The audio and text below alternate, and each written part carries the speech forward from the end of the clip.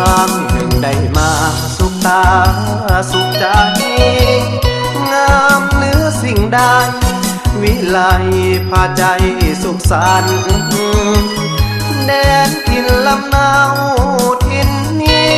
เหมือนดังพระอินทร์นั้นลงมาปานผู้เมืองพูนคำเจ้าสร้างงามสมทิวทัศน์ภูเขาทุ่งยาวเข้ากันเหมือนวงพระจันทร์เมื่อครั้งเฮาเคยได้สบ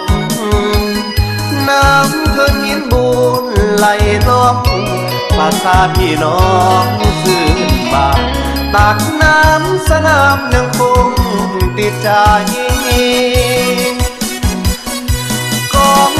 เจ้าเอ๋ยเมื่อครั้งข้าเคยได้สม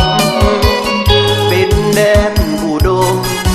ทินทานเก่าแก่บูหานเขื่อนไฟฟ้า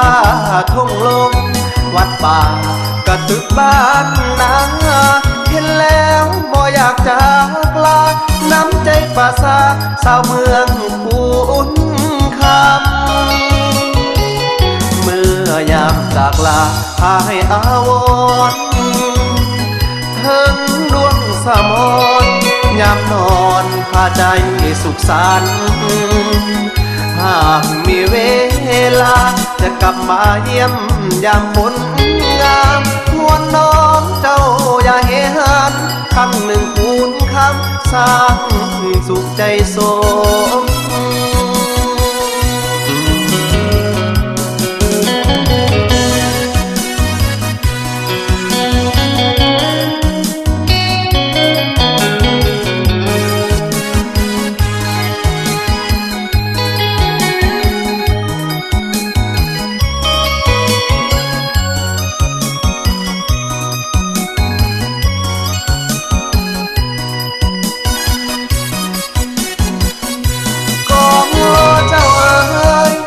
คำข้าเคยได้สมเป็นแดนอุดม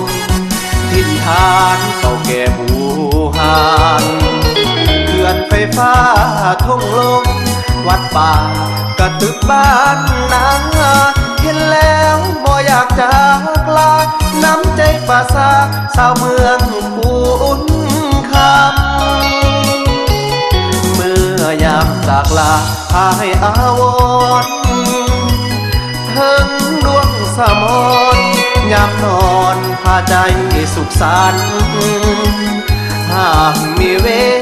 ลาจะกลับมาเยี่ยมยามคนงามนวลน้องเจ้าอย่าเฮหันคำหนึ่งคูณคำสร้างสุขใจสม